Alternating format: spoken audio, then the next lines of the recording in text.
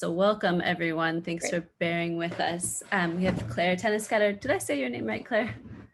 Okay, great. You did. Silent O's. Clare Toeniskoetter, producer, senior producer at The Daily. I've been at the Times for about 3 years, since a few months into the launch of the show.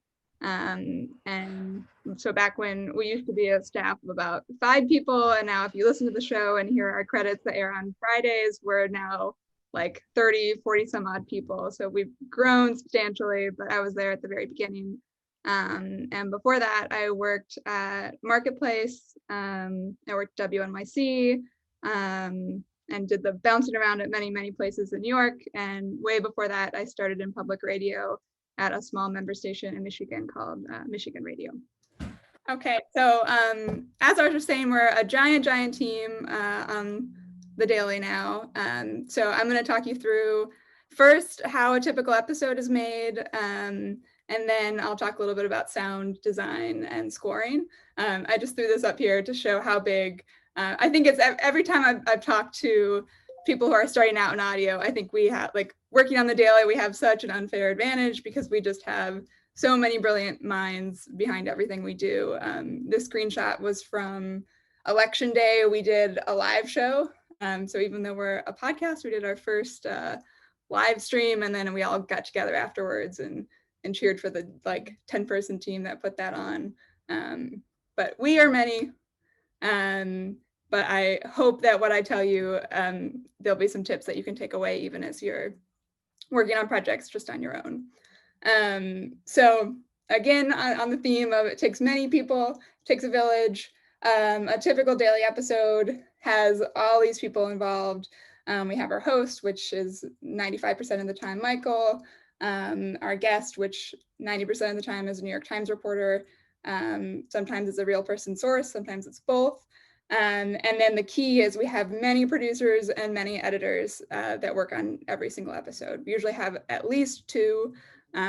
Oftentimes we have as many as 4, 5, 6 producers working on a single episode, and at least 1 editor going through it.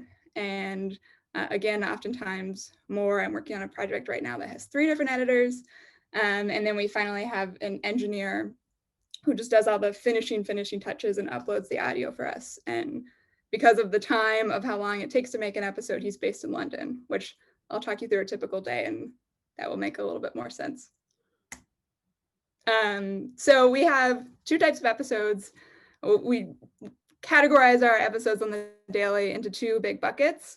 We have what are quick turn and newsier stories, and what we call narrative stories. And I now am a narrative producer, so most of what I work on falls into that second bucket, but it's really all the same. We call the show narrative news. We are trying to give you the story behind a current news event, but just some stories are more character driven and have more time.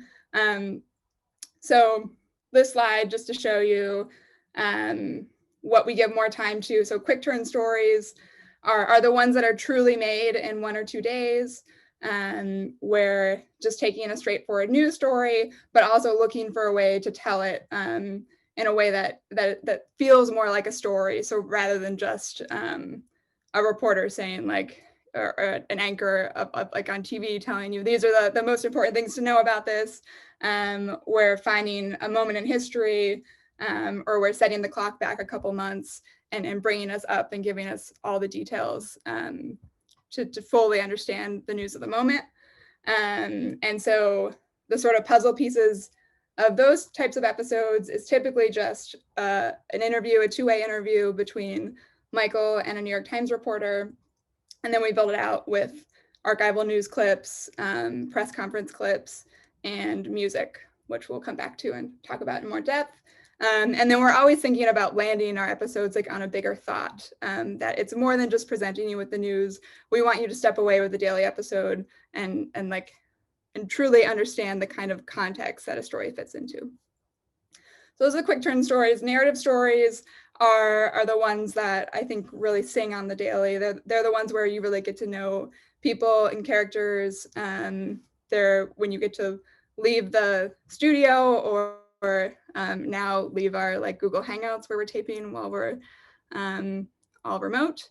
But these stories take many days to produce, sometimes 2, 3, 4, sometimes many weeks. And they're taking something that a newsy event and showing another angle of it, shedding new light on it. And the different models we use on the daily they're often combining 2 interviews where you have a reporter who talks to a source, and then you have Michael or fill-in host who talks to the reporter, and then you're combining the 2. Same thing with maybe the reporter goes in the field and then is interviewed by Michael, and we often use the term weave to weave together those 2 interviews. And then sometimes it's the more classic radio podcast report that you hear, where it's just a reporter in the field or a reporter interviews a source, and then you write through it with narration. So I'm going to talk to you about a pretty straightforward episode that was a reporter talked to a source, and then we wrote through it with narration, because I think that should give you some more takeaways. It's a simpler way to do a story, but there's still, I think, a lot of intricate production that goes into it. So I'll speed through all this just to tell you what a typical day looks like on our team with all those many people, and how we actually produce an episode 5 days a week. I would say about 3 of our 5 episodes in a week are truly turned around in one day. And when we are turning around an episode in a single day, this tends to be our timeline.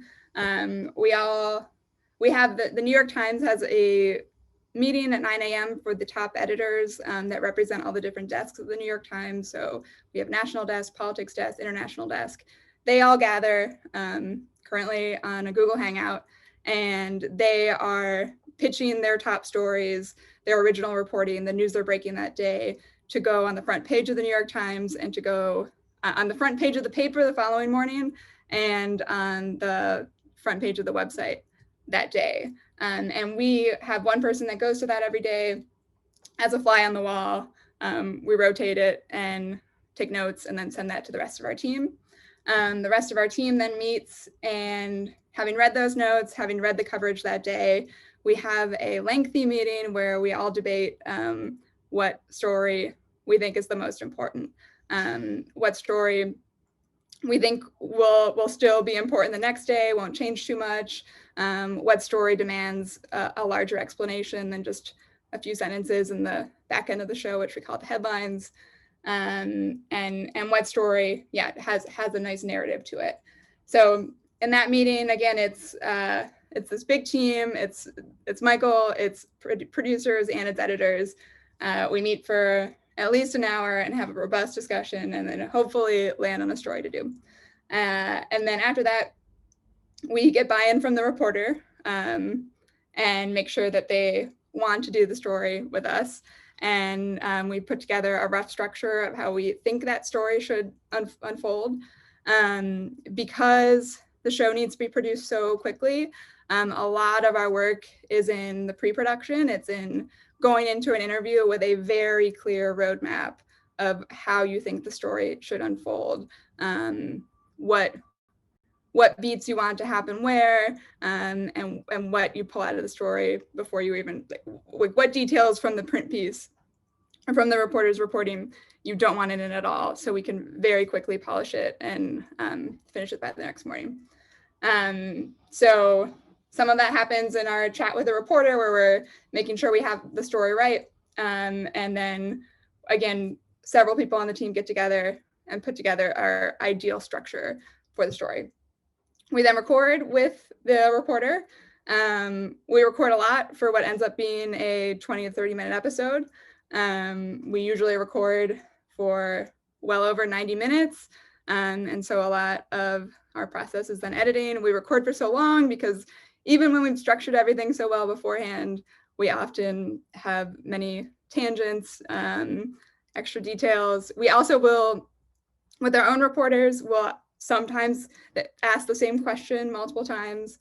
We'll try something again to try to get it to sound more like a story. But what makes us different from a lot of what the reports you'll hear on NPR or where I used to work, Marketplace, is that we never share our questions or our structure. We don't share that with the reporter.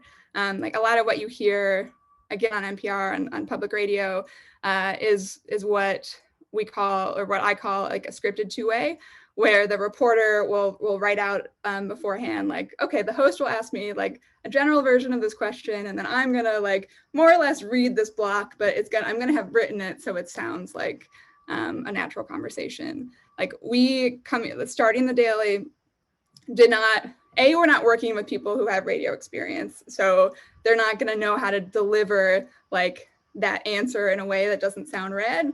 And B, we wanted to have some element of surprise and just make all of our conversations sound really natural. So we don't do that. We do all of our structuring and we write questions out and kind of imagine the flow of an interview beforehand, but we don't share that with the reporters. So the reporter has an idea of what they're talking about, but it's a true interview. And that's part of why it takes us typically 90 minutes to record a single segment. And so after recording, we start editing everything down, and that is what takes us a long time through the night. It's just a process of generally I will start by cutting just the interview. Hopefully that gets down to 20 minutes or so, and then you're like building it back out with archival audio, with music, and with anything else. And then we go back and forth with our editors and typically do 2 to 3 drafts before posting the show. If you see the time here, our deadline is 6 a.m. and we often finish between the hours of like 1, 2, 3, 4, sometimes 5 in the morning, just because on these quick deadlines, that's the time it takes. And so our engineer in London, the 5-hour time change works really well, where we'll hopefully just be signing off just as he's waking up. And he just takes the more or less finished product and adjusts everything ever so slightly so that the levels are good, which I'm sure you guys hopefully know about mixing and what an engineer does. Because of course, not every audio product has like the luxury of having an engineer. We sometimes are when we're really crashing on a deadline. If you hear any like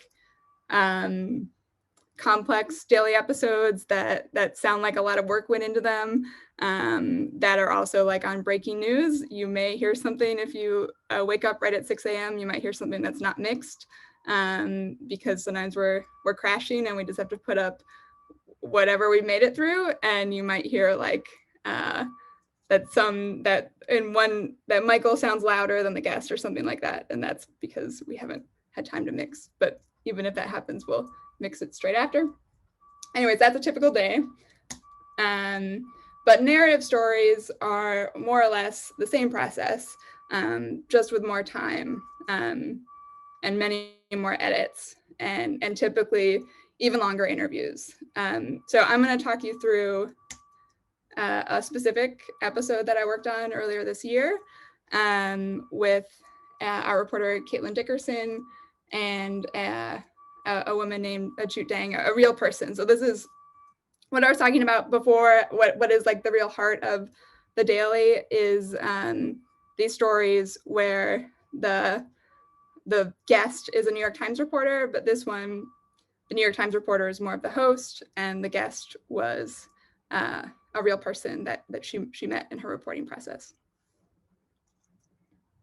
Also, I hope you guys, there's like a very loud truck just outside. I don't know how annoying it is for you guys. If I were producing this interview with me and like I had my reporter on the phone, I would don't worry about it. We're used to Zoom meetings. So the way that this episode came to be,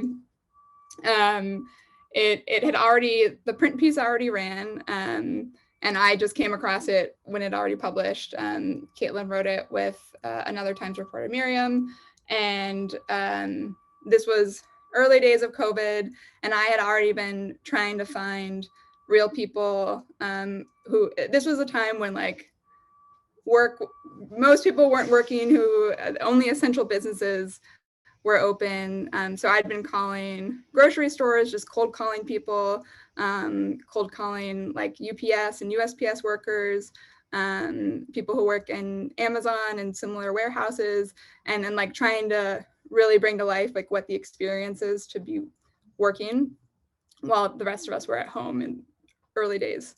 And then I saw that Caitlin and Miriam had already found these really powerful sources, including this woman, Achut, who worked at a pork processing plant in South Dakota, where there was a raging outbreak of coronavirus. So having seen this piece and having been moved by it, I reached out to them and said, do you think that any of these sources would be open to being re-interviewed for the Daily? Or did you already record those interviews? Could we use that tape that you already have from your reporting? And luckily, Caitlin said yes. Like, this woman Achut was so great.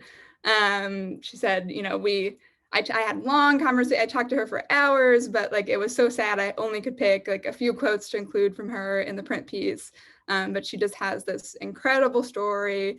Her story in a nutshell is that she was born in Sudan and like fled war, came to the U.S. as a child, as a teenager, and now is just a very hard worker. She moved to Kansas City and then ultimately moved to Sioux Falls, South Dakota, and ended up, she has 3 sons and works in this this pork processing plant.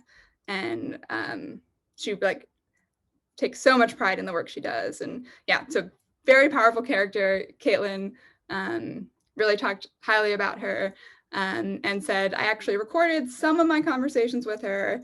Here's the tape. Go ahead and listen to it and let me know if you want to use her in a daily episode. So I listened and found her to be really moving, but the tape that she had like was only bits and pieces of her story. So I went back to her and said, like, yes, we'd love to interview this woman, but let's do it. Let's re-interview her. I will come up with some questions for you to ask her, and I will produce the interview, be a part of it, and we'll make it into one of these narrative episodes of the Daily, where it won't be a typical Michael interviewing Caitlin who tells us about the story. It will be Caitlin talks to the source and then narrates through it. So more like one of these typical radio pieces. So my then process was I started by writing through my ideal structure of the story. And so I think a lot in beats. So having heard this background interview with her, having read the piece, I had a real idea of all the twists and turns of Achut's life, and I mapped them all out. And this one's not loading. Well, this next one was just the questions that I wrote for Caitlin. And so, yeah, again, it's all about the pre-production. We want to make sure we get enough so we can still, even though I have more time, quickly turn these stories around. And then so how we actually record interviews, being this collaborative team, we record while we're all looking at the same Google Doc. This is how it works for an interview with Michael or with one of our reporters, where we have a list of questions that in a Google Doc that we're all in, and we're all listening to the interview at once. And we use that Google Doc to write notes to each other. So when it's a Michael interview, we're in that Google Doc and we're in real time writing questions that we want him to ask as producers and editors. Again, this big team, typically 2 or 3 people in an interview at any given time. And he's absorbing that and asking the questions. He's following where we're steering the interview as we go. And this is a product of just how the Daily came to be. It's kind of like in TV and in many other working with professional radio hosts, you usually have a talkback button where as a producer, you can just be in the ear of your host and say, like, I want you to ask this next. I didn't like this question. Why don't we try asking it this way? But because when we launched the Daily, we had no professional studio. We were just in a tiny conference room with like some egg carton sound insulation. And it was just a very, we referred to it as like a startup within the New York Times, a very not polished production. So we ended up doing this thing where we had Google Docs and we'd all pass notes to each other in there. And we'd be in one big room, Michael with the reporter or whatever guest, and then the producer and editor would go in the corner, and we would like try to get some keyboard covers. We had a few keyboard covers that were in our conference room at the time to try to make sure you couldn't pick up the typing noises in the final interview. But you often can if you listen to our early Daily interviews. There's a lot of typing noises. But that aside, that was how we came to be, and it's how we developed this wonderful process of being in Google Docs, which actually has been wonderful now that we're all remote. And our new way of recording interviews is we all get in a Google Hangout, and Michael records his end of the conversation, and the guest typically records themselves on their iPhone and just using voice memos if they have an iPhone. Or in this case, we asked, sometimes we'll hire a local audio engineer to go and record the other end of the conversation with a real person. But this, again, this interview was in May or end of April, when COVID was a real unknown and was very scary, and we we didn't want to ask anybody to go record. So we asked her to record her end of the conversation on her phone, which ended up being an Android, and it was complicated, but we did it and it worked out well.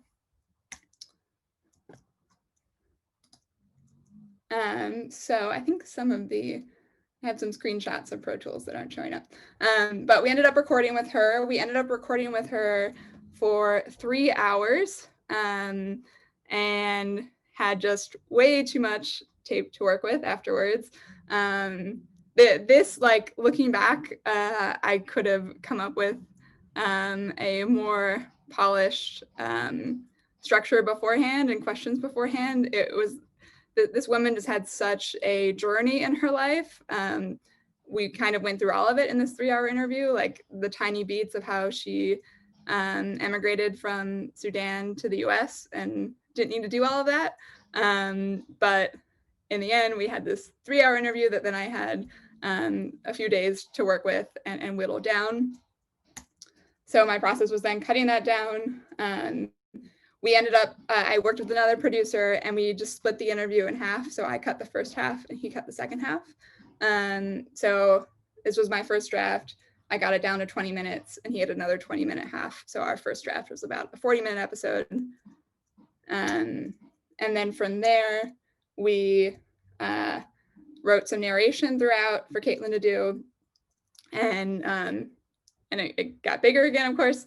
And here I'll note, because we don't want to sound too much like this written public radio where you're really like presenting a story, we do a thing where if I'm ever writing narration for a reporter, I'll more just like write ideas that I want them to talk about, and I won't even show that to them. I'll then just get on the phone with them or in this case, Google Hangout, and say like, tell me about where a shoot was from. And then I just get a lot of that narration, and I might go through a few takes of it because I have an idea of what I want, but I'm not saying, here, read this, because in that way, it'll sound more natural. It'll sound more like somebody talking and telling you the story in a natural way. And that's always my goal for this final project to sound much more conversational. So here, I wrote all the scripting, had ideas of what I wanted, and then got Caitlin on the phone and then built this thing out. So again, it was 20 minutes, then it balloons again, and then we start going through the editing process. And Can I ask a question real quick, Claire? Yeah, please. What is home tracks and regular tracks? Oh, this is for Michael's recording. It's not well labeled in this case. So before, when we had the studio, regular tracks would be Michael in the studio, and then home tracks was when he he was home and there was some sort of breaking news that we had to include that he couldn't track until later, we would put it there. But now that it's all home tracks, I just kind of use this as a catch-all. Yeah. Hopefully, one of the things I'm happy to talk about is like session organization. I don't know, do people here work on Pro Tools or a different? We're at least in the classes that Sarah and I teach, we're doing Hindenburg. Okay. So it looks a little different, but similar like idea. Yeah. So here's what the final session ends up looking like. And I try to be organized and have everything, like you'll see my music is more or less all in these bottom tracks. This was one track that didn't make it into the music. And then this is meant to be most of the interview, but we ended up doing a lot of re-recording. So it's not that organized. It's not as organized as it could be. And I use a lot of colors to know, like I'll use red for something that I think I might want to take out later. You see a lot of these gray tracks because I will mute things that I know I might want to use or I might want to bring back later. I use muted tracks a lot in scoring where early on I'll pull in a bunch of songs that I think I might want, and then I'll just mute them all and have them floating around. And then when I'm finally ready to start scoring, I'll try them all and unmute them one at a time and see what feels thematically like it resonates the most for me.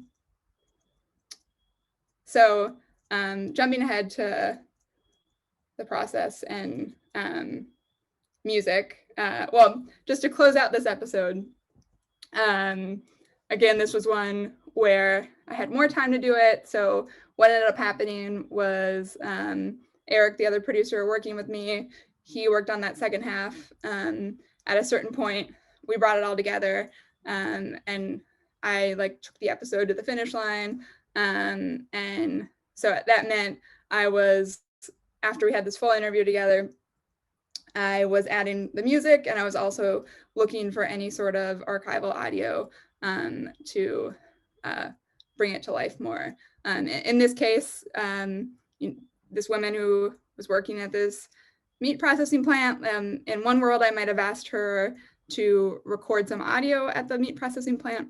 But by the time we started talking to her, she wasn't working, the plant was closed. So I didn't have any of that audio that at my hands from her at my disposal.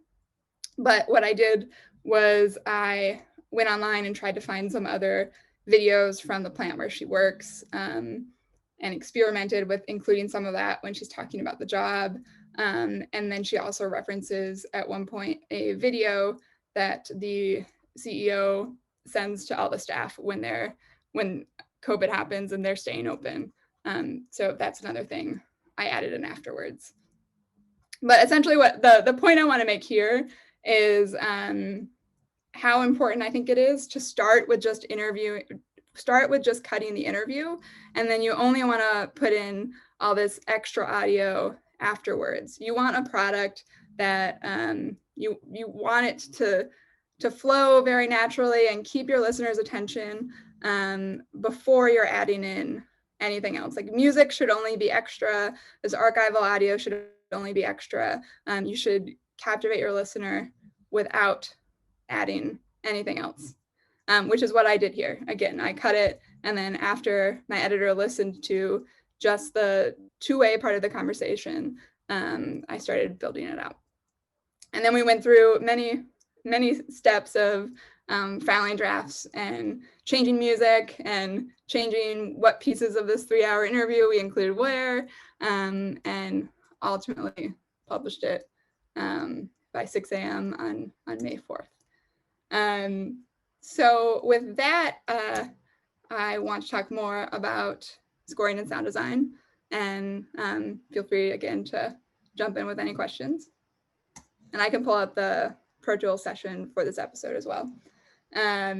So as I just said, I think like the biggest point is just always put the story together without music first. Like music should not be forcing your listener to feel anything. The tape in your episode should be giving your listeners that emotion.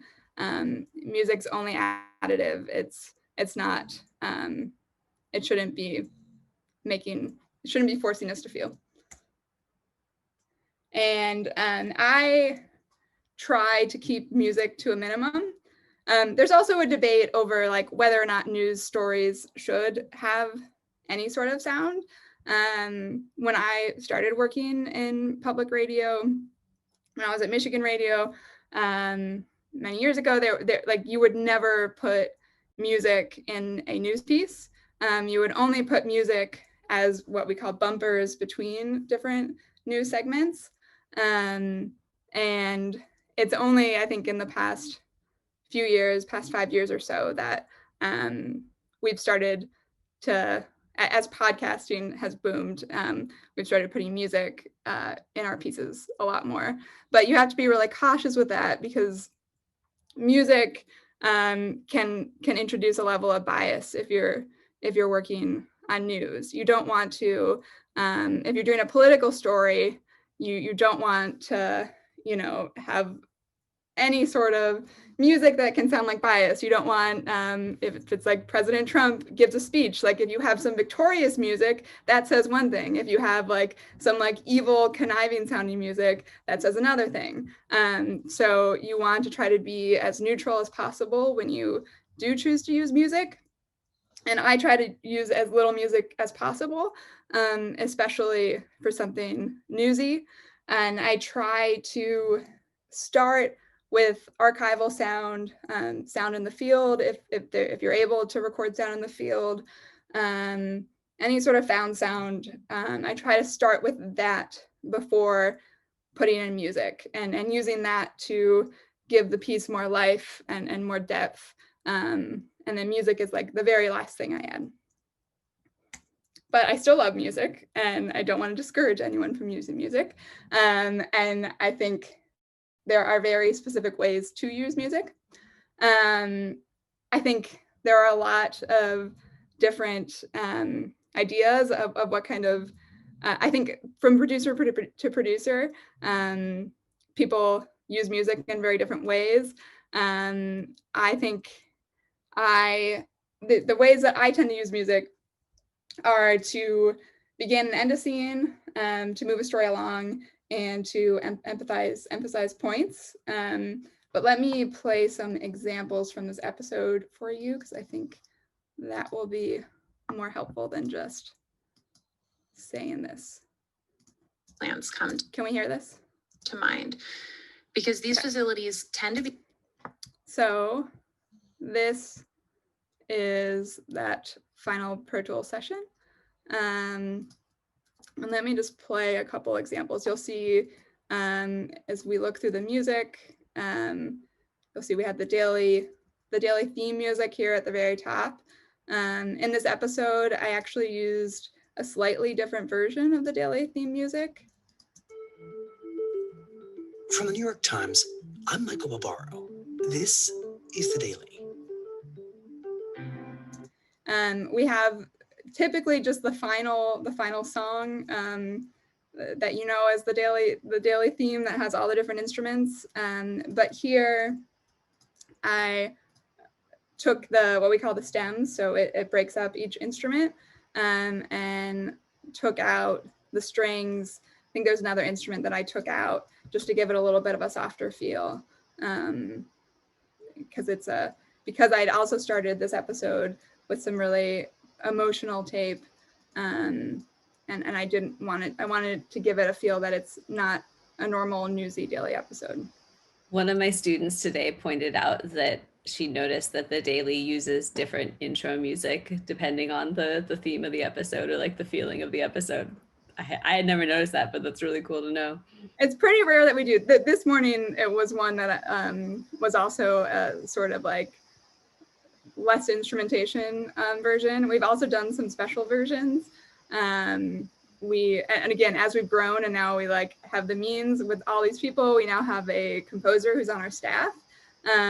So we've like worked with our composer to make, for example, we did a kids episode. And so we did like a kind of fun opening version of the daily. For our politics coverage, for this live show we did around the election, and then the episode we put out the morning after the election, we also did like a more pomp and circumstance, like with more horns, a little bit of a richer version of the daily theme. So yeah, we were able to do some fun things like that. But going to more of the basics of when I use music, let me just play through a couple examples and then I'll talk about how the music was coming in there. Their homework done while we talk. Sorry, I'm back. You're back. Okay, so how did you come to work at Smithfield? Do you want me to go from South Sudan to Ethiopia to Kenya and to America? Yeah. Okay.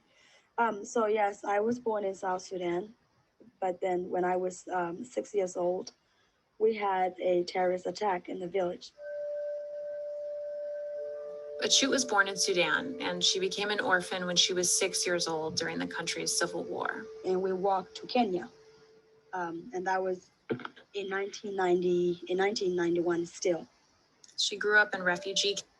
So here's an instance where I use this sparse music to show that we're beginning a new scene. Up until that point, we've been just kind of getting to know this woman and where she is. And now we're shifting and we're going to tell a background story about how she came to the US. So I brought in this music. I tried several other songs to make sure I had the right feeling. Here, I can mute 6 something years and play old. another. We had a terrorist attack in the village. Achut was born in Sudan, and she became an orphan when she was 6 years old during the country's civil war. And we walked to Kenya. But here I wanted something that was moving, something to signal that we're shifting in the story, but something that would still be sparse, something that like, this is a very sad part of the story, but I didn't want something that signals that too much. Again, I don't want to like shake listeners over the head and like tell them to feel something. I want everything to be subtle. I want you to not notice the music. I want it to just slightly make you focus on moments. I'm going to go to the United States. She was chosen for a program that relocated Sudanese orphans. Oh my God, it was a happiest feeling. And so here again, as the story sort of shifted from sad times to happy times, I had this very subtle shift in the music. It's still very sparse, but just something slightly different to show this change in tone. Moved to Kansas City, started a life in America. Can I ask a question, Claire? Mhm. I noticed that you bring the music in at like it's what's going to be its full volume. Like you don't subtly phase music in. Do you always do that? Typically, I would say about 90% of the time when music comes in, I want it to be very present. I don't want it to be distracting, but I'm putting music in to like make a choice of the story is making some transition. So again, going back to when I'm using it to begin a scene, or maybe it's moving a story along, where we've gone through a big scene and now I'm going to give you just like some details of where we're at in the story. And I think the music really helps signal a transition. And if you're just having it come in at a really low level, it's kind of like, what's the point? Like to me, it's having something come in big and bold, signals that you're doing something different. And then for having music come out, I would say there it's about 50% of the time I'll do a fade out slowly, and 50% of the time I'll have like a hard out that says the scene ends. And that depends, again, if it's something here it's a somewhat hard out, where the scene of her childhood ends, she's reached America. Yeah. She moved to Kansas City, started a life in America. And then this music, which is very subtle, ends. I took the end of the song there, and also gave it a big pause. I think that's something else that's really key. And I think a lot of people, when I'm working with newer producers, just how helpful space can be. It can be just as important as music. Just letting something breathe. So when someone says something really emotional, just sitting there in that silence can be great. So that was a really subtle track. Let me just go through this music really quickly. Because of Smithfield. And folks, I see there's a couple of questions. I'll make sure we get to those. They told me, okay, you start tomorrow. Wow. And I started as a whizzer knife operator. And for someone who's never heard of Smithfield or been to the plant, can you just walk through what exactly it is that So here you can hear like the tone of this music is very different. She's talking about, she starts this job, she loves it. I do this little move a lot where I'll bring music in and then give it a beat of silence, which then forces you to pay attention to really hear that line. So in this case, can you play it one more time? Yeah. Because of Smithfield. So when I went and put in my application, right in there, they told me, okay, you start tomorrow. Wow. And I started as a whizzer knife operator. And for someone who's never, this isn't like it really puts the emphasis on like her starting as a wizard knife operator. It's not the best use of this trick. Often I'll use this trick when there's something like full of emotion or really key detail that I want the listener to make sure they process. In this case, it was just like, she's starting the work, she's about to start, give it a beat of pause, and then now she's fully in this job. And then this whole scene is her learning about the job. Here I'll note that like you'll see that I looped the music. And this is like, again, a trick of all scoring is that you want to find music that is what we call loopable. You take whatever it is, one measure of music, many measures of music, and you just paste it again and again back on each other to make the song the right length for you to work with. Receive live hugs. And then here, of all the pork that's produced in the United States.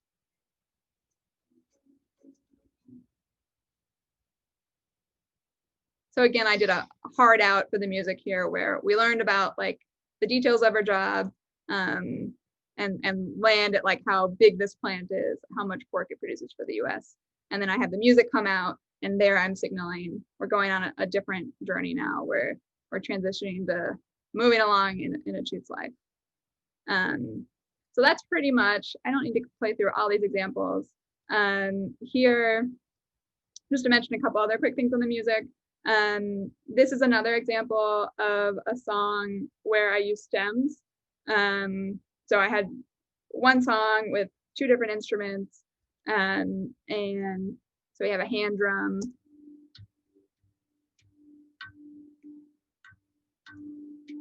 Hand drum B, and then we have this hand drum A. And do you remember the first? Oh, also just playing that there, we just had 10 seconds of just music, because this was a big moment of transition, where up until this point in the episode, 11 minutes in, we haven't talked about coronavirus.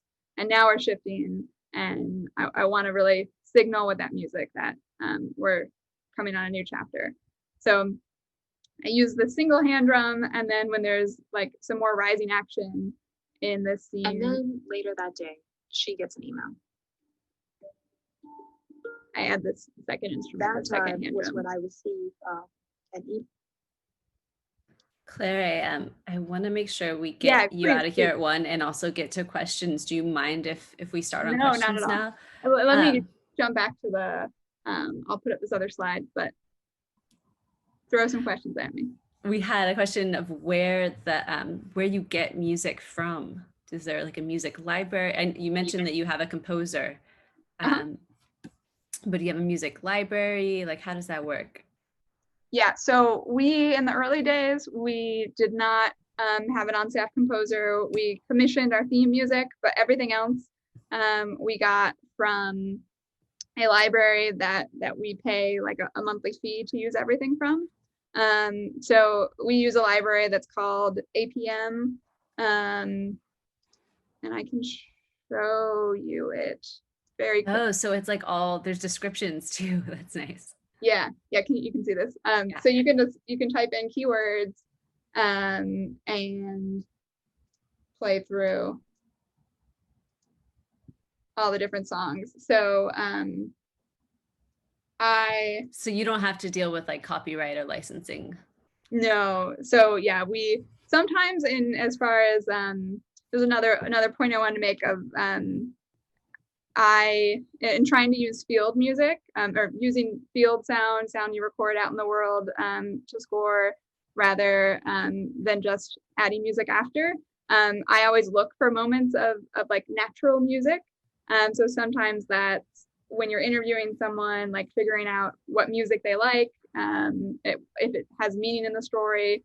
Sometimes it's like asking the person you're interviewing to sing. Sometimes they'll play a song for you, and then trying to edit that in afterwards. But that can also lead to rights issues. Yeah.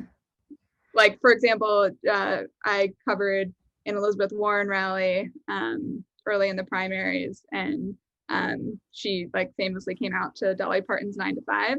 And of course, I recorded it in the field. And then when I put the episode together, played that for, had 10 seconds of her coming out to it. And we got a takedown request from Sony. Oh, wow. Oh, wow. Yeah. So then we ended up just taking the song out, I think, as best we could. But also could make some argument for, because it happened in the scene, it's okay to have 5 seconds of it. It's not way too much. I'm gonna drop in a link to a good source for like free music. It's for my class, it's in the syllabus too, but for other people interested. Let's see. One attendee had the question is, do you think music can detract from the narrative or from the words that people are speaking? By like, what are there times that you worry about music detracting from what's being said? Yeah. Oh yeah, definitely. And this is where this like goes back to where I think include as little music as possible, essentially. There are a lot of times where if I kept going in the story, there's a time later where we hit this really emotional part in the where Chute is on the phone with Caitlin and she starts crying, and there I thought if we had the music still in, it would just be too much. I want you to just only like feel that silence of the guest crying on the phone. So there I took out the music. So yeah, I definitely think there are moments where the tape is much more powerful on its own than music ever can be, and that's why I think it's so important to do your first drafts without music and really feel for those moments. Music's also something that it's so hard to talk about because it's just like intrinsic. It's you just play around with it, and it's not so formulaic that it's going to work. It does come down a lot to personal taste. But I think what's key in scoring something is making sure you have enough time to go through many drafts and to step away from it. I think a lot of old daily episodes that I made on a deadline, I'll go back to and hear a song and just be like, oh, I hate this now that I like am not deep in this Pro Tools session at 4 a.m. putting it together. So I think as much as you can, try something, step away from your computer for a few hours, a few days, whatever, and then go back to that draft and listen with fresh ears. Or if you have an editor or a friend or whoever is going to listen, to make sure that music is feeling right. Another question we have is, how would you describe the sound that you strive for in the podcast, and how does that compare to the sound of other shows? So if you go to the words that I'm using on, if I go back to APM, I think like that would be these words that I use to describe our music. I do a lot of sparse, I do a lot of simple, I do a lot of like solo instrument, I want it to be very much just like so subtle. And I do a lot of strings. I search pizzicato strings, like a lot of staccato strings a lot. And so I think that really defines the sound of our show. I think what is like the most well-known sound of a podcast is the marimba. The marimba is like a very cliche podcast scoring music. If I just search marimba and played some of these APMs. Can you like do it? What's that sound like? Let's see. Can you hear that? I don't know if the sound's sharing here. Oh, I was hoping you would do it with your voice. Oh no, it's like it's like, you know, you got a little melody, and it's not piano. I think piano is really hard to work with because piano is just so evocative of emotion. So I try to avoid piano. And marimba is this like this nice middle ground. I think that podcasting has just flocked to because it's not very emotional, but it still is melodic, because you can get all these different notes and you can have a little theme. But to me, it's become very cliche. So I try to always avoid marimba when I come across it in a song. I have a question. Uh-huh. Is how do you bring in music like tastefully after a joke or after like some kind of point of like punctuation in a interview? Like a funny moment in an interview? Like how do you bring in music so it doesn't feel like bing? Yeah.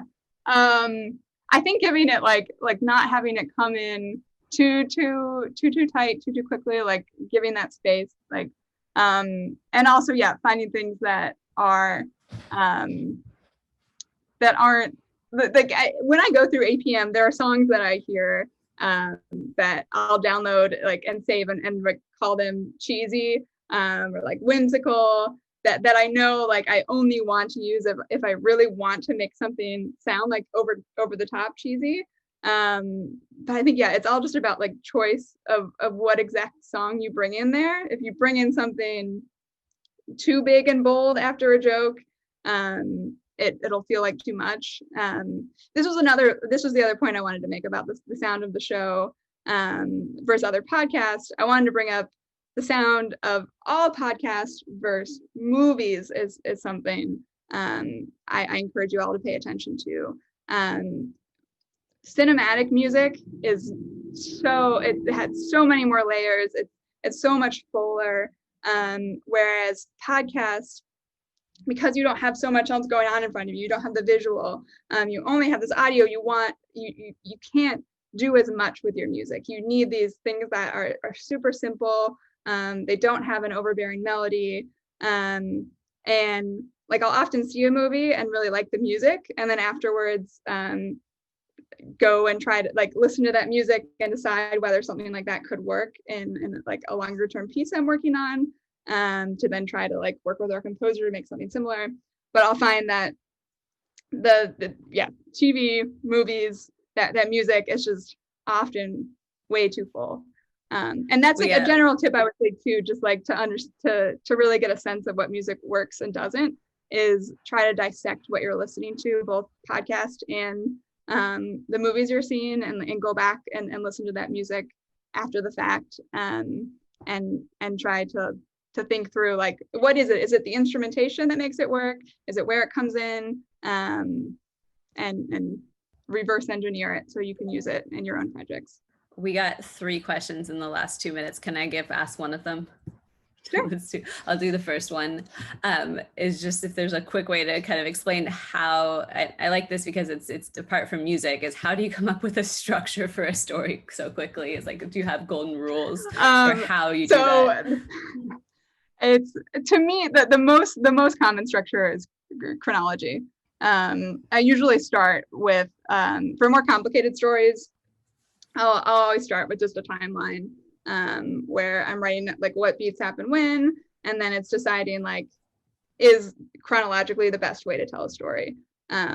95% of the time, some version of telling a story chronologically is. It gets tricky chronologically when it's like when you want to make a reveal in a story, if like you have some sort of action that happens, and do you want to tell it in real time as like in a murder mystery? Do you want to tell it from like people are murdered and then afterwards we link it all, or do you want to put that evidence along, drop those hints along the way?